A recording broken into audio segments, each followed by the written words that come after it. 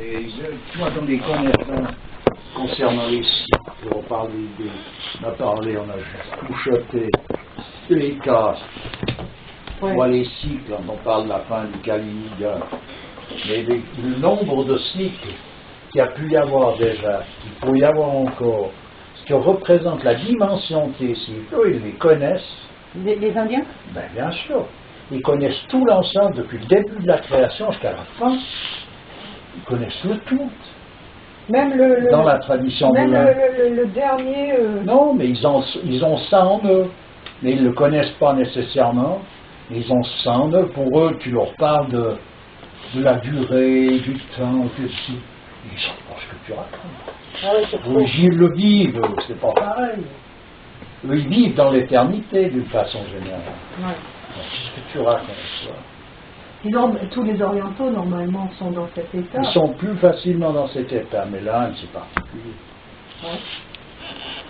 Et quand tu vois jusqu'où ils ont été tous poussés, l'étude pour connaître. Ouais. Un cycle égale ça, puis après tu vois, on parle de yuga. Le yuga égale le temps de Manvantara. Un Manvantara est égal au temps de yuga. Après, il y a les temps de Manvantara égale un kalpa. Un kalpa, ça représente 1000 yugas. On est dans le Kali Yuga, le 4e âge, l'âge de fer. Ouais. Mais un kalpa, c'est 1000 yugas. Donc, tu vois combien. Et des kalpas, il y en a déjà passé. Je crois qu'actuellement, on est à la moitié du nombre de kalpas possibles. Ouais. Et ces kalpas qui représentent chaque fois 1000 yugas, Ouais. il y en a une quinzaine à passer. Et puis on est à 7, tu vois, Ah ouais, pour carrément. dire. Il y a des dimensions, c'est des milliards d'années. Tu peux même plus tu sais plus comment les additionner. Mais ça n'empêche pas qu'on est à la fin d'un Manvantara. Donc cette création, elle est là depuis des milliards d'années? Tu peux même plus rentrer dans le temps au moment donné. Il y a bien eu un temps, mais qu'un. Ah ouais. Tiens, tu vas aller où? Tu t'en sors plus avec le temps. C'est dans la simultanéité, donc il y a la totalité de tous les temps, en fait, qui sont présents dans cette simultanéité. Donc où que tu ailles dans le temps, de toute façon, ça va encore plus loin que ce que tu auras imaginé. C'est comme dans l'espace, quand tu dis ils voient loin, ou plus c'est loin, plus c'est vaste. Ouais. Ah ouais, ouais. Alors que, réellement, il y a bel et bien une fin. Mais tu peux pas, elle ne peut pas être perçue comme ça. C'est ça le concept de l'infini, en fait. L'infini, c'est encore autre chose. L'infini ne peut pas être défini d'aucune manière parce qu'il n'est plus l'infini. Si tu parles du concept de l'infini, alors quand tu dis concept, c'est trop tard. Parce que ça veut dire que tu l'as défini. Ouais. Et c'est pas possible. Ouais, d'accord. Tu comprends? Voilà, c'est l'absolu. L'infini. Donc, C'est Dieu. oui, donc on ne peut pas le définir. Ouais, ok. Tu comprends? Le concept de Dieu, ça va pas. Non, parce qu'après, il y a autant il y a d'habitants, autant il y a de concepts, parce qu'il y a ce Dieu personnel qui rentre toujours en ligne de compte. C'est-à-dire ce qu'on imagine de Dieu? Je ne sais pas ce qu'on imagine même, c'est ce qui correspond à notre propre façon d'aborder les choses. La voix de quelqu'un, il a une vision des choses. Même si ce n'est pas une vision, c'est pas l'image de Dieu, mais ça peut être c'est quelque chose, un concept en lui qui fait que tu suis une voix, comme dans l'islam. Il y a quelque chose que tu suis, la croyance, tu crois à quelque chose. C'est quoi ce quelque chose?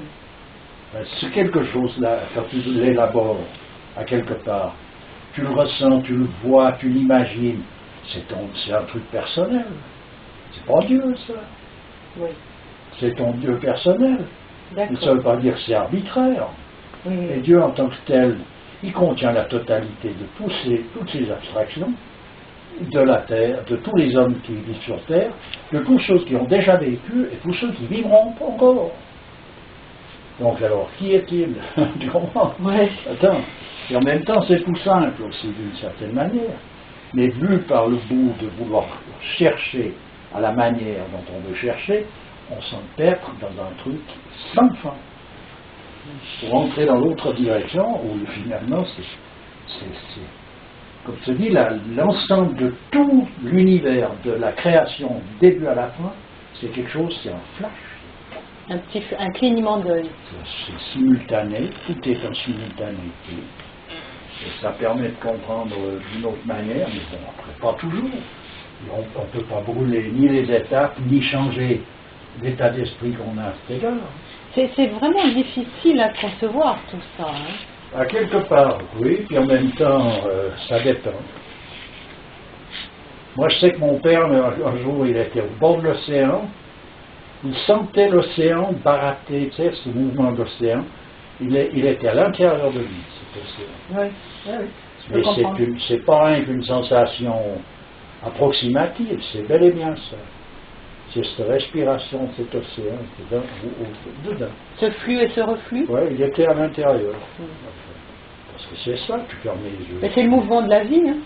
Et tu fermes les yeux, il n'y a plus d'océan. Quand t'es mort, il n'y a plus rien. Et quand tu dors, il y a où là? C'est au revoir. Tu vois?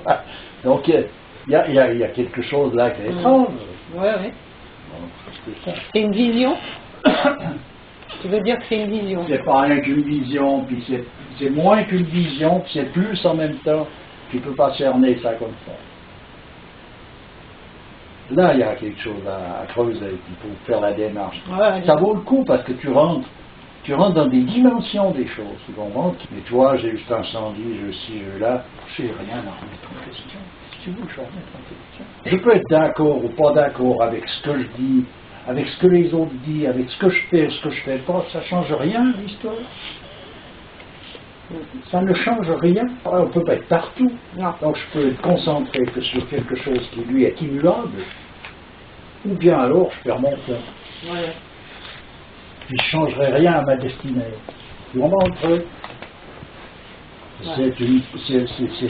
C'est ça le renversement des choses. Tu dois rester concentré sur le sens profond de tout ce que tu vas faire ou ne pas faire, puis le sens profond de ce qui pourrait être à faire ou ne pas faire, etc., puis tu fais ce que tu fais, de toute façon tu ne pourras pas le changer. Même un somnambule, il fait ce qu'il doit faire, il ne se rappelle plus. Un Alzheimer, tout d'un coup tu le retrouves au tronc de nom, c'est pas simplement parce qu'il a perdu la mémoire, c'est qu'il veut y aller aussi. Attends, c'est une sauvegarde l'Alzheimer. Tu vois, il a perdu la mémoire, de quoi? De tout ce qu'il faudrait abandonner. Mais oui. Attends, il faut arrêter le délire. Sauf que tu deviens par là même quand même inadapté à une société. Oui, mais alors, si cette société, pour moi, elle est totalement inadaptée par rapport à ce que représente l'humanité, c'est qui doit s'adapter? À qui? Oui, mais après, il y a des détails pratiques qui ne sont pas évidents. C'est bien, mais à qui doit s'adapter à quoi? Oui, effectivement. Moi, je te dis, pour moi, quand on me parle d'anarchistes, que je fais partie des anarchistes, des marginaux, je dis, mais moi, pour moi, la société est une anarchie. Ouais. Alors, je regrette de ne pas être encore plus anarchiste. Je le suis. Parce que ça veut dire que j'ai encore quand même, je trempe dans cette société qui est une monstruosité en elle-même. Donc il y a quand même des choses auxquelles je participe. Pour moi, c'est pas du tout la même vision que de commencer à vouloir arranger ses noirs sur un bâton. La société, oui, mais elle a des droits. Je suis d'accord.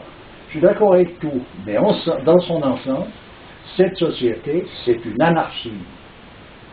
Donc si quelqu'un est en travers, c'est pas un mauvais signe. Hein. Ça dépend comment il est en travers. Ah oui, mais après, s'il se dit en travers, c'est une chose.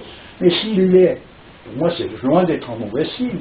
De me dire il est anarchiste. Bon, qu'est-ce que ça veut dire? Attends, anarchiste, c'est des connotations qui ne sont pas particulièrement géniales. C'est bien. Mais ça ne peut pas être pire que d'être président de la République. Ouais, bon. Oui. Ben voilà. Donc ou ministre. On me dit il est anarchiste ou il est ministre. Moi ça va pas, il n'y en a pas un qui. Je veux dire, ça veut pas me.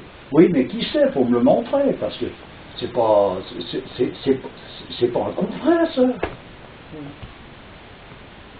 Non, moi. Oui, mais il y a les anarchistes, les terroristes, là. Puis les ministres terroristes qui envoient l'armée pour massacrer du monde. Oui, d'accord. Même à Gaza, c'est qui? C'est les ministres du machin ou bien c'est des anards qui les envoient? Ouais.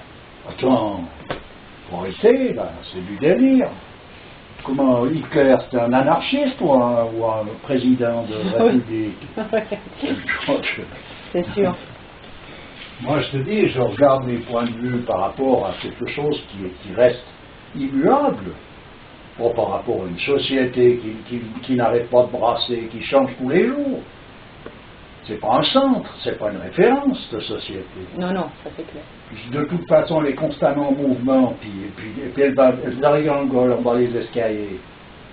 On ne fait pas la considérer. Mais qu'est-ce qui est une référence? Ouais. Puis tu regardes d'après ça.